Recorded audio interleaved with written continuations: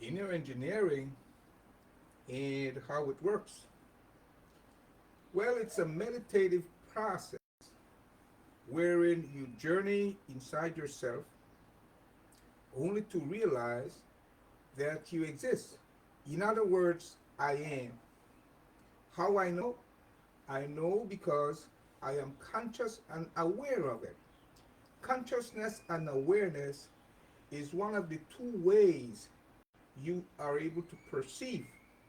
The only other way you can perceive is through your logic. Five common senses. You also get to know God through consciousness and awareness, for God is immutable, a spirit being.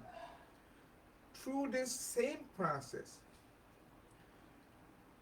through your consciousness and awareness, you know God.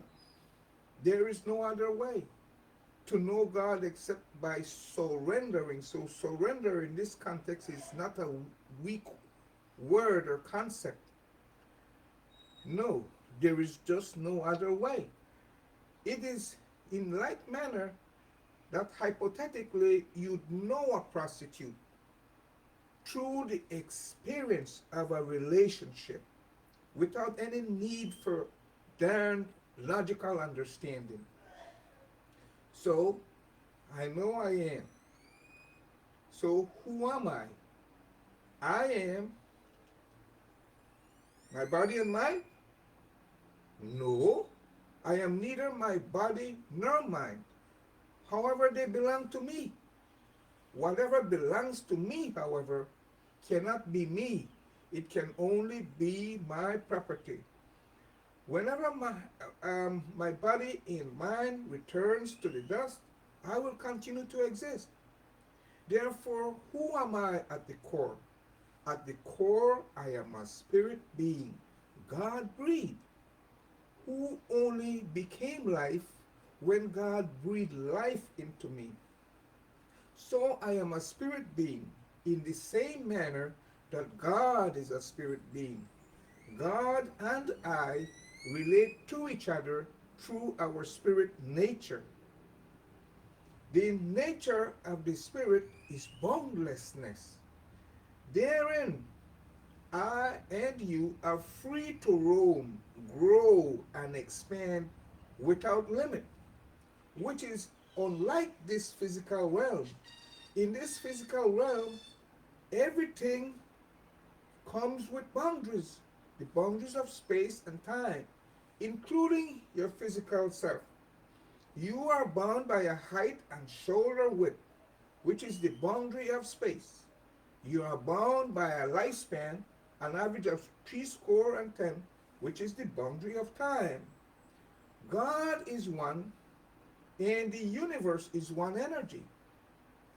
Being of a spirit nature, you and I are universal, boundless. We can only claim to have our own bodies and minds, but we can't claim to have our own lives, for life is a shared commodity, shared with all other living creatures and things. Therefore, whenever you look at any form of life, whether creature or thing, you should see him or her as forming part of yourself. Don't go around saying about a person, this is me and that is you. I see, you are to see him as forming part of yourself. If you were to say, this is me and that's you, what you ascribe to yourself would be always be bigger than what you apportion to the other person, because you tend to discriminate from your reptilian brain. To discriminate is not in accord with the nature of God, who is impartial. God is impartial. Human beings are born with consciousness and awareness. So they are born already knowing how to be, how they think, feel, and experience life. They are the only creatures that are beings. We are. You wouldn't ask a dog or a cat what it wants to be, would you? Because it doesn't have choice making ability. it comes with a ceiling. All other creatures come with two lines. The bottom line is their date of birth and date of expiration. And their top line, what they come with, they can't be other than a cat or a dog or a tree. But human beings don't have any ceiling, no top line. They can become whatever they want to be. Human beings are born with consciousness and awareness.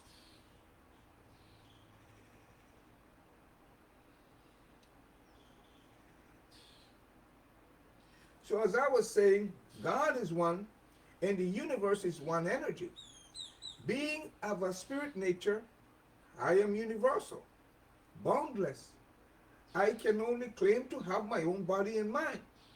I don't have my own life, for life is a shared commodity, shared with all other living creatures and things. Therefore, whenever I look at any form of life, whether creature or thing, I see him or her as forming part of myself. I don't go around saying I am about this is me, that is you. I see him or her as forming part of myself. Human beings are born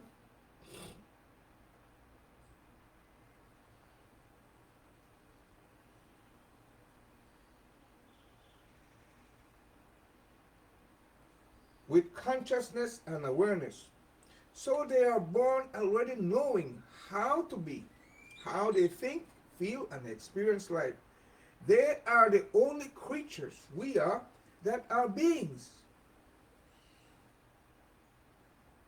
To be a full-fledged human being, you simply keep your humanity lit. For in so doing, you already have integrity, wanting for everyone else the same things you want for yourself, their well-being. In keeping your humanity lit, you're not there trying to be one up on everyone else. Whenever people see that that you're there with integrity, they give you their trust. They only demand promissory notes from people like some politicians that they don't trust. Life is an expedition, and your intellect is your tool for exploration. All creatures, including human beings, were born with a boundary-setting reptilian brain, which they use for their basic survival. The dog uses it to pee on every downlight post, barking I, mine, as it goes about establishing a pea kingdom. However, the reptilian brain impedes unlimited growth and expansion. You can only grow and expand in the spirit realm because there it is boundless. So, you've got to evolve from basic survival and the use of your reptilian brain and start using your cerebral cortex, wherein lies your intellect. For life is an expedition, and your intellect is your tool for exploration. Your intellect does not want to believe, it wants to know. In believing what happens, you make assumption, with which you draw conclusion. Yeah? People believe in order to give themselves confidence. However, confidence without clarity. As long as a person lives, you should never draw a conclusion about him or her, for that would be to write that person off. You simply take what's there in front of you. Love that person unconditionally, for you are the producer of love. You know, there's no other way to love. Otherwise, you're holding the person to ransom.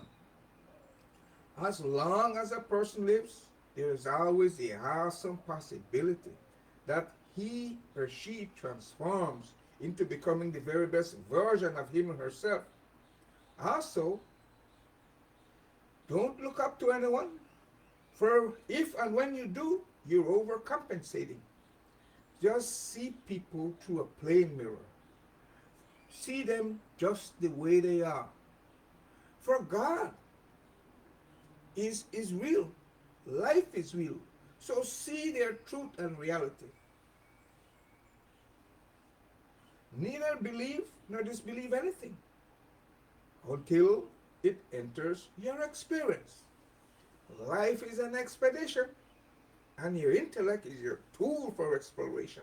If you anchor in religion, how can you explore? Unless you explore, how can you experience and know God, know life, know the nature of your own experience, how you think and feel and experience life? In the spirit realm, you are free to roam, grow, and expand limitlessly. There are no boundaries. There is no discrimination. God, who is a spirit, is one, and the universe is one energy. Therefore, trade in all your ID badges for one universal identity. For whenever you say I, these are my people, you're saying the others are not. You are discriminating. So, as for me, moi, I neither identify with either a church or a political organization. I only associate, and I do so with all. I do so without getting entangled. I only discriminate in my bedroom and bathroom because there it has to do with intimate touching. The entire 8.3 billion world population are children of God. Are they not? God breathed? Who else created them?